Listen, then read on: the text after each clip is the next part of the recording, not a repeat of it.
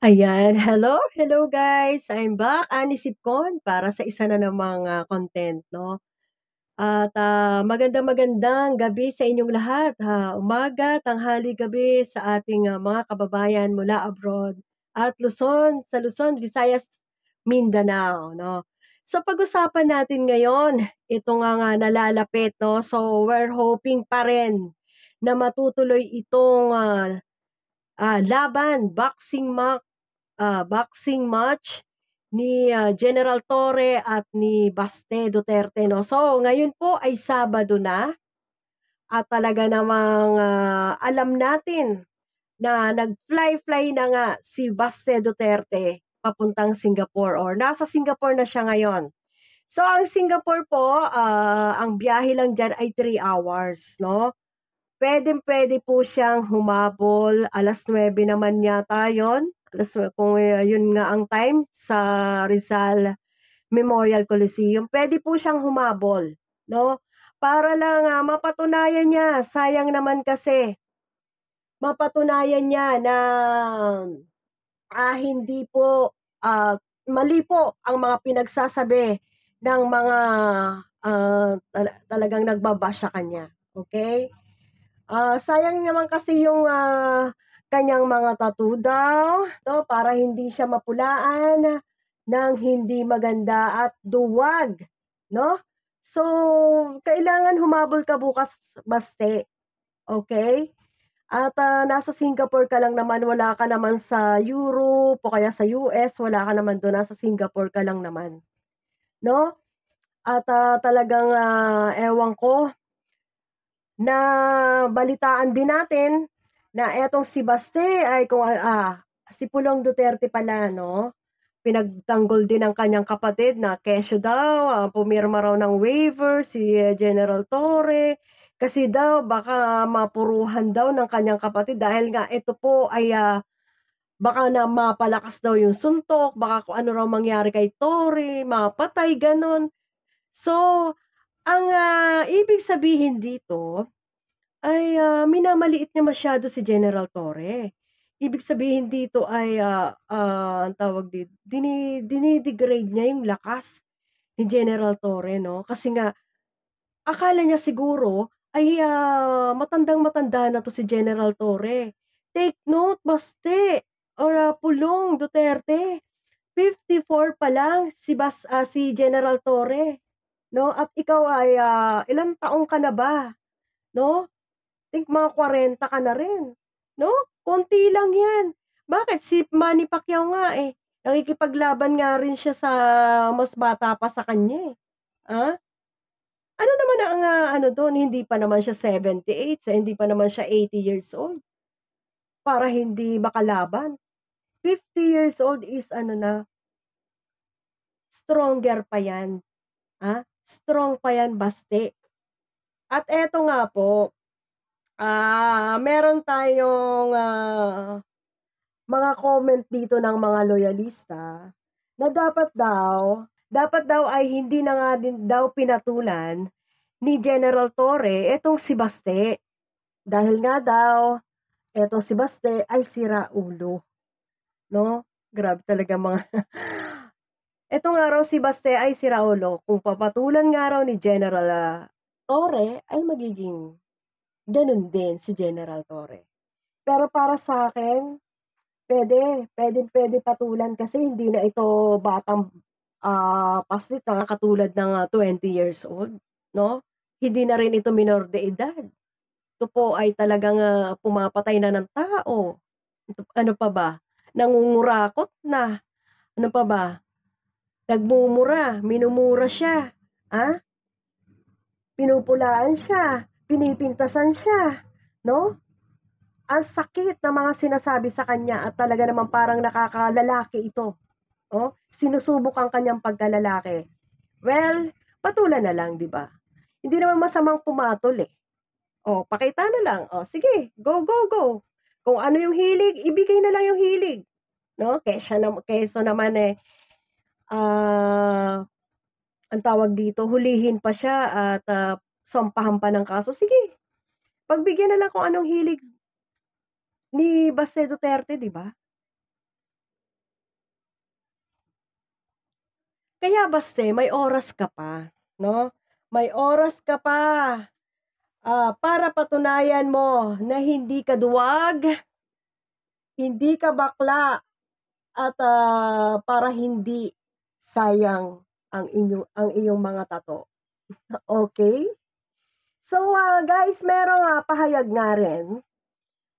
At hindi lang yun, may pahayag nga rin si Attorney Secretary at Attorney Larry Gadon, no? Na siya raw ay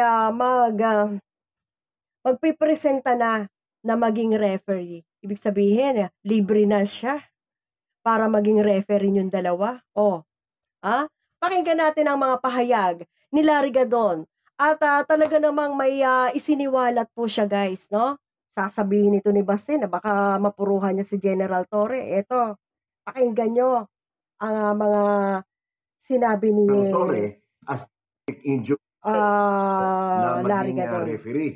Because I am who is now there's a venue, and apparently there's also a referee as well. nagvo-volunteer ako na maging referee because I am worried that General Torre might inflict a catastrophic injury on Baste. Dahil yung si General Torre, astig yan. When asked about the boxing match, Malacanang Nako, kaya pala siya nag-volunteer na maging referee. Dahil nga, yan daw, baka mapuruhan daw ni General Torre si Baste. Dahil nga raw malakas pala ito si General Torre. No, pakinggan pa nga natin. Bakit nga ba alam na alam ni Larry Gadon, ni Attorney Larry Gadon, na malakas itong si General Torre? had this to say. Kung matuloy man, good luck. Let's Okay. discuss this issue further with Presidential Advisor for Poverty Alleviation and future boxing referee, Attorney Larry Gadon. Sir, thanks Thanks you. for joining us Thank you again. for joining Yes, us. good morning, Angelo and Akila. Magandang umaga sa inyo. First Kahit of- may bagyo. Yeah, I'd like to ask, of course, the Baguio was in the headlines, but another issue came, itong boxing supposedly challenge between Baste and General Torre, and nag-volunteer po kayo, mag-referee. Ba't nyo na po naisipan mag-volunteer? Alam mo kasi, yan si General Torre, ano yan, napakalakas yan kahit nasabihin mo na siya ay 55 years old na. Na maganda pa ang katawan yan. Saka mayroong mga iniinom yan ng mga energy drink na talagang nagpapalakas sa kanya. Yan. Kasi kilala ko yung kaibigan ko yan eh. Ayun kaibigan pala ni Attorney Larry Gadon. Ako, malakas pala, kaya nag-aalala siya. Baka mapuruhan nga raw si Baste Duterte. No? So, malakas, sabi ko na nga ba sa inyo Sa pag-i-ensayo lang na naka 6 rounds or ilang rounds yun na nagawa ni General Torre sa isang ensayuhan lang.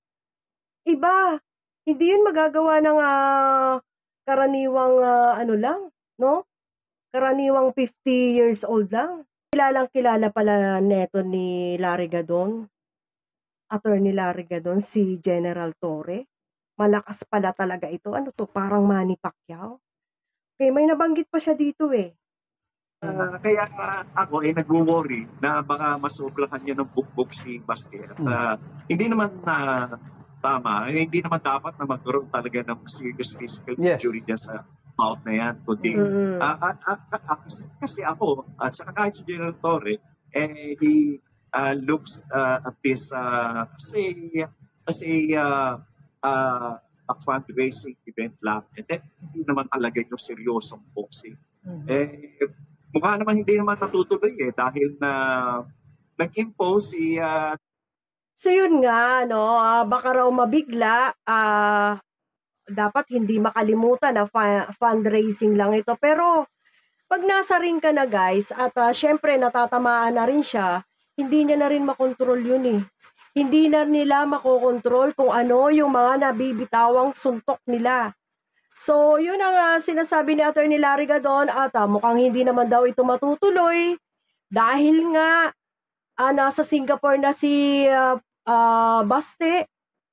Pero meron pang panahon, no? Bukas, pwede naman siyang lumipad ng madaling araw at makakaabot pa siya. Malay natin, baka pumunta, hoping pa rin tayo, no? At para lang kasi marami na pong DDS ang nawala ng gana sa kanya, no? Na talaga namang sabi ng mga DDS ay dapat hindi na ito nagsasalita ng ganyan. Dapat hindi na naghamo ng ganon. Alright? Nakakahiya. Nahihiya sila sa ginawa ni Baste Duterte na paghahamo na nagsasalita pa siya ng ganon. Ang dami-dami niyang kuda-kuda, no? Parang bastos nga raw ito kaya marami na naman bumaliktad na mga DDS. Sa pagkakataong ito na nagsasalita si Pulong ako ng Pulong si Baste Duterte. Alright? So, yun na ang kinakatakot ni Attorney Larry Gadon, kaya siya ay nag-volunteer na mag-referee, no? Syempre nga naman mahaharang niya ito or mapipigilan niya ito pagka nasasarapan na siguro mambugbog si General Torre. Pero syempre yung kabila ganun din ang iniisip, kaya hindi na lang siguro itutuloy. No, pero dapat pagbigyan ni Baste Duterte dahil makikita lang dito or malalaman lang dito. Maja-judge lang siya dito na puro siya kuda ng kuda. Okay? So, yun lang guys at update lang tayo dyan at hoping pa rin tayo na matutuloy ito dahil nga ang hirap gusto ko matuloy at excited na rin ako. Gusto ko makapanood din Paano na yan? Dapat ngayon pa lang bumibili na tayo ng ticket. No? Nalalaman na natin kung saan tayo bibili ng ticket pero wala wala tayong nalalaman 'di ba? So yun na lang guys, no.